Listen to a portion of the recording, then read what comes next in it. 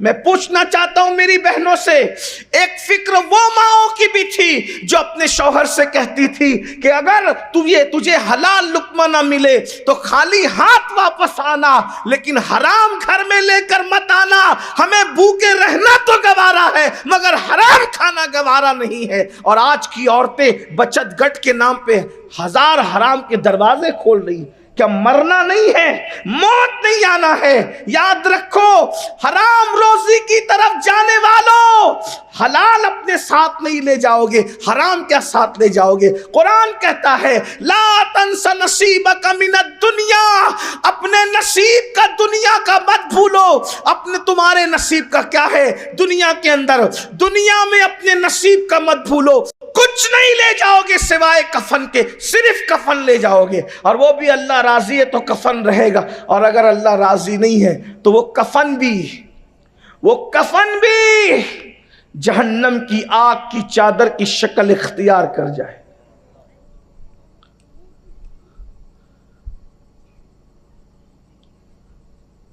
कब्र के मुतालिक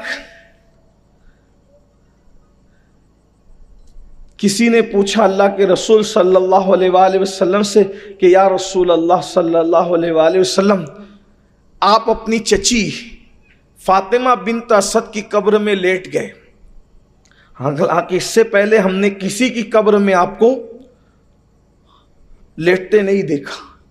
आप अपनी चची हज़रत मौलाए कायनात की अम्मी जान सैयदा फातिमा बिन्त असद से हुजूर बहुत मोहब्बत करते थे। कहते थे कि ये मेरी चची नहीं बल्कि ये मेरी माँ है।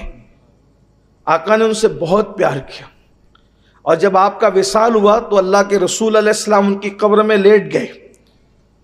तो किसी ने पूछा आका, आप अपनी चची जो आपकी अम्मी है, आप उनकी कब्र में लेट गए? फरमाया हाँ, ताकि मेरी ये माँ कब्र के फितने से बच जाए। तवज्जो करें, आप थोड़ी सी आपकी तवज्जो चाहता हूँ, बहुत अहम बात। फरमाया ताकि ये मेरी माँ, कौन माँ? जिसको रसूलुल्लाह अपनी माँ कहें, जो मौला अली जैसे की माँ हो, सैयदुस सादात की अम्मी जान हो, जो हजरत जाफर तैयार की अम्मी जान हो। गौर फरमाए, जो जन्नत में फरिश्तों के साथ उड़ने वाले जाफर तैयार, उनकी अम्मी। रसूलुल्लाह कहे मेरी अम्मी, मौलाए कायनात की अम्मी। गौर फरमाए, और आका क्या फरमा रहे, मैं कब्र में उनके इसलिए लेट गया ताकि मेरी उस अम्मी को कब्र के फितने से निजात मिले। तो फिर किसी पूछने वाले ने पूछा हुजूर, इनको भी कब्र के फितने से निजात नहीं? इनको भी कब्र के फितने से निजात नहीं? तो अल्लाह के रसूल ने फरमाया मेरे बेटे इब्राहिम के बारे में भी मैं ये बात नहीं कहता। गौर फरमाए, आप गौर करें, जबकि सरकार इब्राहिम दूध पीने की उम्र में दुनिया से तशरीफ ले गए। ये तालीम उम्मत के लिए था, ये उम्मत की तालीम के लिए था। सोचो, हराम धंधे करने वालों और जन्नत के ख्वाब देखने वालों, मस्जिदों को वीरान करने वालों, जन्नत के ख्वाब देखने वालों, रातों को जिना, शराब, जुए इसमें डूब करके फिर जन्नत के ख्वाब देखने वालों। अल्लाह के रसूल अलैहिस्सलाम तालीम उम्मत के लिए फरमा रहे। शरू सुदूर उठा करके देखो, उसमें ये रिवायत मौजूद है। अल्फाज का इंतखाब कोई दूसरा हो सकता है, मफहूम यही है कि फितने कब्र के बारे में आका ने उम्मत को तालीम देते हुए इरशाद फरमाया कि मैं अपने बेटे इब्राहिम के बारे में भी ये बात नहीं करता। हालांकि वल्लाह तल्ला बिल्लाह हम सुन्नियों का अकीदा ये है कि हुजूर अलैहिस्सलातु व तस्लीम से जिस चीज को भी निस्बत हो जाए खुदा उस निस्बत की लाज रख लेता है। ये तो खूने मुस्तफ़ा जाने रहमत है, ये तो नसबे मुस्तफ़ा जाने रहमत है। और अल्लाह के रसूल सल्लल्लाहु अलैहि वसल्लम ने खुद फरमाया कि सारे नसब मुनक़ते हो जाएंगे सिवाय मेरे नसब के। किसी का ना हसब काम आएगा ना नसब काम आएगा, लेकिन मुस्तफ़ा जाने रहमत का नसब क़यामत में भी काम आएगा। फिर भी अल्लाह के रसूल सल्लल्लाहु अलैहि वसल्लम तालीम उम्मत की आंखें खुल तो जाए, लेकिन अल्लाह अकबर, इतने जराइम करने के बाद भी हमारा क्या हाल है। हम जन्नत, याद रखिएगा, जन्नत इतनी सस्ती नहीं है जितना हमने बना दिया उसको। तो मैं बात यह कर रहा था कि महशर ये है, इसे महशर कहते हैं। अब सोचो उस महशर में सबको तमन्ना है हुजूर की बारगाह की हाजिरी कि हुजूर का कुर्ब मिल जाए बिगड़ी बन जाए, आका का कुर्ब मिल जाए बिगड़ी बन जाए। और सोचो ज़रा, तसव्वुर में लाओ, ध्यान में लाओ कि वो महशर में हुजूर की बारगाह में हुजूर के पास हाजिरी का मौका मिल गया और अर्जी लगाई, या रसूल अल्लाह मेरी तो मैंने बनी बिगाड़ दी, मेरा तो सब कुछ बिगड़ गया, मैं बर्बाद हो गया, हलाक हो गया, तबाह हो गया, दुनिया में कुछ नहीं कर सका। या रसूल अल्लाह आप शफाअत फरमा दें। जाना तो सबको वहीं है, उसी बारगाह में जाना है। मुस्लिम शरीफ की हदीस बहुत तवील है, सारी कायनात हुजूर की बारगाह में जाएगी, सब हुजूर की बारगाह में जाकर के इल्तिजा करेंगे हुजूर शफाअत करा दे। बल्कि एक हदीस तो यहाँ तक है कि इब्राहीम खलीलुल्लाह को भी अगर हाजत उस दिन किसी की होगी तो मुहम्मदुर रसूलुल्लाह की हाजत हो। उस हदीस की तर्जुमानी मेरे इमाम ने यूं की है कि वो जहन्नम में गया जो उनसे मुस्तगनी हुआ है खलीलुल्लाह को हाजत रसूलुल्लाह की, है खलीलुल्लाह को हाजत रसूलुल्लाह। मेरे आका सल्लल्लाहु अलैहि वसल्लम के दीवानों ज़रा सोचो, उस वक्त हुजूर की बारगाह में हाज़िरी दी, अर्ज़ की आका हमारी शफाअत कर दे, और अल्लाह ना करे, हज़ार बार ना करे, सिर्फ तसव्वुर में लाओ हुजूर ने ये कह दिया, क्या तूने मेरा फरमान न सुना था कि जिसने जानबूझकर नमाज छोड़ दी क़यामत के दिन उसके साथ मेरा कोई वादा नहीं। अगर अल्लाह ना करे हुजूर ये कह दें, अल्लाह ना करे कह दें, हालांकि उनकी करम से ऐसा नहीं लगता कि वो कहेंगे, लेकिन वो गयूर बहुत है, वो बहुत बागैरत है। जिगर मुरादाबादी ने कहा था, इस उम्मत आसी से न मुँह फेर खुदाया, नाजुक है बहुत गैरत सुल्तान मदीना। वो बहुत गयूर हस्ती है, अल्लाह की मखलूक में उनसे बड़ा कोई गैरतमंद है ही नहीं। अल्लाह ना करे अगर रुख अनवर फेर ले, अल्लाह ना करे अगर चेहरा वद्दुहा फेर ले, अल्लाह ना करे अगर हुजूर अलैहिस्सलात व तस्लीम रुख अनवर फेर करके किसी और तरफ चेहरे अनवर कर ले। बताओ कहाँ दुहाई दोगे, किसकी बारगाह में दस्तक दोगे, कहाँ जाओगे? 10 मिनट, सिर्फ 10 मिनट, दुनिया और आखिरत की कामयाबी के लिए सिर्फ 10 मिनट, 10 मिनट का वक्त निकाल लो, सच्ची तौबा कर लो, नमाजी बन जाओ। कुरान तो ऐलान कर चुका, कामयाबी के 3 उसूल कुरान बयान कर चुका, क़द अफ़लह मन तज़क्का व ज़करा अस्म रब्बिही फ़सल्ला। दिल पाक कर लो, अल्लाह का जिक्र करो, नमाजी बन जाओ, कामयाबी तुम्हारा मुक़द्दर हो गई। तो बस्ती के बर्बाद होने की पहली वजह, जब नमाजें ज़ाय की जाएगी तो बस्ती बर्बाद होगी। दूसरी वजह, ख्वाजा उस्मान हरवनी फरमाते हैं रदी अल्लाह तबारक व तआला अन्हु, इरशाद फरमाते हैं, जब मर्द मर्द से बदफेली करने लगेगा तो बस्ती उस वक्त बर्बाद हो। ये जो गंदी फिल्में बहुत ज़्यादा आम की जा रही है, इसको देखने की वजह से बहुत सारे छोटी उम्र के बच्चे इन सारी बलाओं और वबाओं के अंदर गिरफ्तार हो रहे हैं। बल्कि लोगों को माअज़ल्लाह ज़िना से ज़्यादा आसान ये काम लगता है। हालांकि अल्लाह के रसूल सल्लल्लाहु अलैहि वसल्लम ने ज़िना के बारे में तो बहुत अज़ाब बयान फरमाया, लेकिन इसके बारे में भी बहुत अज़ाब बयान फरमाया, बहुत बड़े बड़े अज़ाब की वईद सुनाई। बल्कि यहाँ तक फरमाया गया कि जानवर भी किसी नर जानवर से जुफ्ती नहीं करता। यानी मर्द जानवर, समझाने के लिए नर मतलब मर्द, मर्द जानवर से ताल्लुकात कायम नहीं करता, जिनसी ताल्लुकात कायम नहीं करता। वो मर्द जानवर वो मादा से ही अपनी ख्वाहिश पूरी करेगा। जानवरों में सिर्फ एक जानवर है जिसको खिंजीर और सूअर कहते हैं। सूअर ये काम करता है, जानवरों में भी सूअर ये काम करता है। इसीलिए बुजुर्गों ने और सूफिया ने लिखा कि ये बदफेली, मर्दों के साथ बदफेली करने वाला मर्द जब अपनी कब्र में जाएगा तो वो सूअर की शक्ल इख्तियार कर जाए। और ये बला बढ़ती जा रही। कुछ लोग ये भी कहते हैं कि उलमा ये उन्वानात क्यों बोलते हैं माइक पर, क्या उनको बोलते हुए शर्म नहीं आती इस तरह की बात? मैं कहता हूं कि जिस कौम को ये गंदे जराइम करते हुए शर्म ना आती हो तो उस वक्त तो उलमा पर फर्ज हो जाता है कि ऐसी बेशर्म कौम को शर्म दिलाने के लिए इस गुनाह के अजाब को खोल खोल कर बयान किया जाए।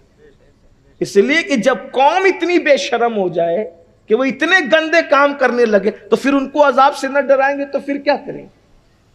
आप गौर तो करें, इस बला के अंदर 16-15 साल के जवान से लेकर के 80 साल तक का बुढ़ा भी गिरफ्तार नजर आ रहा है। इल्ला माशाअल्लाह, अल्लाह जिसको बचा ले। ये सब गंदगी फिल्मों की गंदगी की नहूसत है। क्या अरब क्या अजम मालूमात ने ये गुनाह तेजी से बढ़ता जा रहा है। और ख्वाजा उस्मान हरवनी ने अपने दौर में तकरीबन आज से 900 साल पहले हदीस पाक के हवाले से फरमाया कि तबाह होंगे ममालिक, तबाह होंगे ममालिक, बर्बाद होंगे। और ये बात भी आप सुन लें, अल्लाह करे कि जो इस बुराई में मुब्तला है खुदा उन कानों तक ये आवाज़ पहुंचा दे। अल्लाह के रसूल सल्लल्लाहु अलैहि वसल्लम फरमाते हैं, जब मर्द किसी मर्द के साथ बदफेली की तरफ बढ़ता है तो अल्लाह का अर्श कांप जाता है और करीब होता है कि आसमान टूट कर लोगों पर गिर जाए, उसी वक्त तो दुनिया खत्म हो जाए। यानी जब कोई सिर्फ एक बंदा भी किसी मर्द के साथ बदकारी की तरफ बढ़ता है तो आसमान टूटकर जमीन की तरफ आना चाहता है, उस वक्त अल्लाह के मासूम फरिश्ते अर्श के किनारे को पकड़कर कुल हु अल्लाह शरीफ की तिलावत करने लगते हैं। और वो कुल हु अल्लाह शरीफ की तिलावत जो वो फरिश्ते करते हैं तो उसकी वजह से अल्लाह का गजब ठंडा हो जाता है। कुल हु अल्लाह शरीफ की तिलावत की बरकत है कि वो आसमान टूट कर लोगों पे गिरता नहीं। अगर वो ये ना करे तो आसमान टूट कर लोगों पर गिर जाए, लोग बर्बाद हो जाए। एक हदीस पाक में अल्लाह के रसूल अलैहिस्सलाम ने इरशाद फरमाया कि कुछ फरिश्ते ऐसे हैं जिनको अल्लाह ने परिंदों की शक्ल पर पैदा फरमाया। फरिश्तों की मुख्तलिफ शक्लें भी हैं, तो कुछ फरिश्ते ऐसे हैं जिनकी शक्लें परिंदों की तरह है और वो चोंच वाले हैं, चोंच नुमा उनकी शक्ल है। जैसे ही बदकारी करने वाले जो मर्दों के साथ बदकारियां करते हैं उनको कब्र में रखा जाता है, एक रात भी उनकी कब्र पर उनको नहीं गुजरती कि वो फरिश्ते अपनी चोंच में लेकर के उनको उनकी कब्र से निकाल कर उठा के ले जाते हैं और जहां कौमे लूत पर अजाब आया था वहां ले जाकर उनको फेंक देते। कर्नाटक में मरे, महाराष्ट्र में मरे, आंध्रा में मरे, किधर भी मरे, अरब में मरे, अजम में मरे। अगर वो मर्दों के साथ गलत काम करता था, बदफेली करता था, अपनी ख्वाहिशात की तकमील करता था तो वो एक रात भी अपनी कब्र में नहीं रहेगा, उसको उठाकर कौमे लूत से मिला दिया जाए जहां हरदम लानत बरस रही। और वो क़यामत के दिन उन्हीं के साथ उठेगा, उन्हीं के साथ उसका हश्र भी होगा। अल्लाह की बारगाह में तौबा करें वो नौजवान, वो लोग जो इस बला में गिरफ्तार है। एक वजाहत ये भी की जाए कि लोग समझते कि वो जो आखिरी दर्जा बदकारी का है ना मर्दों के साथ, वही बदकारी है, बल्कि बुजुर्गों ने बहुत वजाहत से अपनी किताबों में लिखा कि जो सिर्फ मुसाफा और मुआनका भी गंदी नीयत से करते हैं वो भी उन्हीं लोगों में से। इसी पर बस नहीं फरमाया, अगर वो नजर से भी किसी को गंदी नीयत से देखते हैं तो वो भी उन्हीं लोगों में से। गंदी नजर से देखना भी। एक बुजुर्ग फरमाते मैं हाफिज कुरान था और इमाम हसन बसरी की बारगाह में मैं बैठा हुआ था। ऐसे में मैंने एक नौजवान खूबसूरत आया, उसको बदनजरी से देखा, गलत नजर से, पाप की नजर से देखा। इमाम हसन बसरी ने कहा तूने ये क्या किया, तेरे इस बदनिगाही का वबाल तुझे आकर के रहेगा। कहा मैं इंतजार करता रहा कि आपने फरमा दिया लेकिन कुछ हुआ नहीं। 14 साल के बाद मैं हाफिज कुरान था, 14 साल के बाद पूरा कुरान मैं भूल गया। सिर्फ देखने की वजह, बदनिगाही की वजह से मर्द को पाप की नजर से देखे। हाफिजे कुरान था, अल्लाह ने उसको कुरान भुला दिया।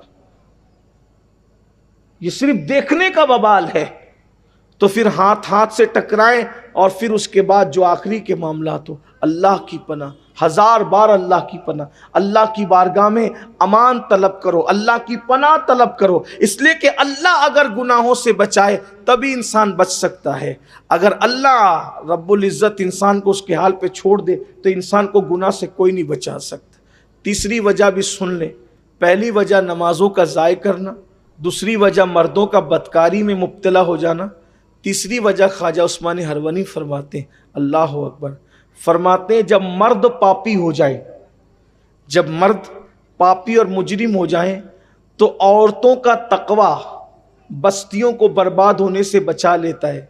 लेकिन तीसरी वजह यह है कि औरतें भी बदी पर में मुब्तला हो जाएगी, औरतें भी दीन से दूर हो जाएगी। जब औरतें दीन से दूर हो जाए, औरतें पर्दा न करे, औरतें तकवे में न रहे, औरतें परहेजगारी में न रहे, तो समझ लो कि बहुत जल्द तुम्हारी बस्ती पर अजाब आने वाला है और तुम्हारी बस्ती बहुत जल्द बर्बाद होने वाली है। आप देखें आज नौजवान बच्चियां पर्दा करने में आर महसूस करती है, बल्कि पर्दा करने वालों को बैकवर्ड कहा जाता है। पर्दा करने वाली बच्चियों को ताना दिया जाता है, पुराने ख्याल का ताना दिया जाता है। याद रखना, एक बच्ची अगर अपनी इज्जत और आबरू को महफूज रख सकती है तो वो पर्दे की वजह से ही महफूज रख सकती है। एक बच्ची अगर इज्जत और वक़ार के साथ इस वक्त रूए ज़मीन पे जी सकती है तो अल्लाह के दीन पर अमल करने की बुनियाद पर ही जी सकती है।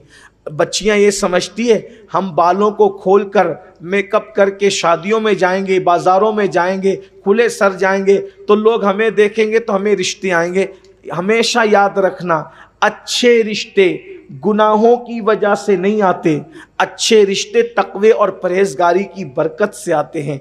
लोग कहते हैं तकवे की वजह से अच्छा रिश्ता कैसे आ सकता है, परहेजगारी की वजह से अच्छा रिश्ता कैसे आ सकता है। एक आसान सी मिसाल पेश करके रिवायत के ज़रिए आपको समझाने की कोशिश की जाएगी। आप गौर फरमाएं, बार बार आपने सुना, इस तनाजुर में इसको सुन लें कि तकवे की बरकत से अच्छा रिश्ता कैसे आता है, परहेजगारी की बरकत से अच्छा रिश्ता कैसे आता है। आपने सुना होगा मदीने मुनव्वरा की सरजमीन है, अपने अल्फाज के जामे में सुन ले इस रिवायत को। कुदसियान फलक दुरूदों के गजरे लेकर रात के आखिरी पहर में मदीने तैयबा की सरजमीन पर नाजिल हो रहे होंगे। ऐसे में एक बूढ़ी आवाज़, एक बूढ़ी खातून की बूढ़ी आवाज़ कांपती हुई कपकपाती हुए लबो लहजे में कहती है, बेटी ज़रा जल्दी से दूध में पानी मिला दे। उसी वक्त रात का सन्नाटा एक जवान आवाज़ की से जो है वो छटता है और यूं वो आवाज़ बाहर आती है, क्या तुम्हें नहीं पता कि अमीरुल मोमिनीन ने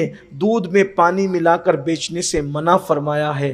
तो फिर बूढ़ी आवाज़ उठती है, क्या तुझे नहीं मालूम जिसने दूध में पानी मिलाकर बेचने से मना किया वो उमर तो सो रहा होगा, अभी वो नहीं देख रहा है, इसलिए दूध में पानी मिला दे। तो फिर वो जवान बच्ची कहती है, माँ उमर तो नहीं देख रहा है मगर हमारा खुदा तो देख रहा है, हमारा अल्लाह तो देख रहा है। वो जवान बच्चियां कैसी थी, अल्लाह अकबर। खुदा का करना ये कि जिस वक्त माँ बेटी के दरमियान ये गुफ्तगू हो रही थी, सैयदना फारूक आज़म अपनी रियाया का हाल देखने के लिए मदीने तैयबा की गलियों में घूम रहे थे। दोनों का मुकालमा फारूक आज़म ने सुन लिया, उस घर पे निशान लगा दिया और सुबह हुई तो अपने बेटों से कहा, मैं बूढ़ा हो गया हूं, मैं निकाह नहीं कर सकता, तुम में कौन है जो उस पाक दामन लड़की से निकाह करे, उस पाकबाज लड़की से निकाह करे। और उसके बाद एक बेटे ने जब हामी भर ली तो सैयदना फारूक आज़म ने अपने घर का रिश्ता उस लड़की के लिए भिजवाया। बताओ, किसी की जरूरत पड़ी, किसी राब्ते की जरूरत पड़ी, सिर्फ तकवा ने उस लड़की को सैयदना फारूक आज़म की बहू बना दिया। और सिर्फ वो लड़की तकवे की बुनियाद पे फारूक आजम की बहू न बनी बल्कि अमीरुल मोमिनीन फारूक आजम की बहू भी बनी, और फिर उस लड़की से जो लड़की पैदा हुई वो लड़की हजरत उमर इब्ने अब्दुल अजीज की मां बन गई। यानी कि वो खातून जो है हजरत उमर इब्ने अब्दुल अजीज की नानी बनी। अल्लाह अकबर, तकवे ने कितना बुलंद किया। अल्लाह अल्लाह। इसलिए मेरी गुजारिश है, मेरे आका सल्लल्लाहु अलैहि वसल्लम की कनीजों बन संवर कर निकलना, हुस्न की नुमाइश करना और रिश्तों के लिए तस्वीरों को एक दूसरे के साथ शेयर करना, फेसबुक पे लगाना, व्हाट्सएप पर आम करना, ये शरीफों का अंदाज नहीं है, ये कनीजान फातिमा का अंदाज नहीं है। अल्लाह अकबर। हमारे मजहब में अल्लाह अल्लाह जिन खवातीन को आइडियल की हैसियत से जाना और पहचाना जाता है, उन मुकद्दस हस्तियों में सैयदा कायनात मखदूमा फातिमातुज़ ज़हरा की शान तो ये है कि आपके दुपट्टे को भी कभी चांद और सूरज ने नहीं देखा। मेरे इमाम कहते हैं, जिसका आंचल न देखा महो महर ने, जिसका आंचल न देखा महो महर ने, उस रिदाए नज़ाहत पे लाखों सलाम। इसलिए अल्लाह की खशियत जमीन के ऊपर भी इज्जत देती है, जमीन के अंदर भी इज्जत देती है। और याद रखना, अल्लाह रब्बुल इज्जत का तकवा इख्तियार करना सिर्फ मखलूक में इज्जत नहीं देता बल्कि खालिक के नजदीक भी इज्जत अता कर दिया करता है। कुरान कहता है, इन्ना अक्रमकुम इंदल्लाहि अत्काकुम, तुम में सबसे ज्यादा इज्जत वाला वो है जो अल्लाह से सबसे ज्यादा डरने वाला है, जो सबसे ज्यादा तकवे वाला है। इसलिए ख्वाजा उस्मान हरवनी रदी अल्लाह ताला अन्हु फरमाते हैं कि जब औरतें दीन से दूर हो जाए, औरतें जराइम पर बेबाक हो जाए, औरतें गुनाहों के हवाले से बेबाक हो जाएं, तो फिर समझ जाना कि बस्तियां तबाह हो जाएगी। और भी वजूहात आपने बयान फरमाई है, मैं इसी पर अपनी बात को मुकम्मल करता हूं इस गुजारिश के साथ कि आप सुन्नी दावत इस्लामी के इज्तिमा में आए हैं। खुदारा, अगर आप अपने और अपने घर का माहौल बदलना चाहते हैं, अपनी फिक्र बदलना चाहते हैं, तो सुन्नी दावत इस्लामी जो सवाद आज़म अहले सुन्नत व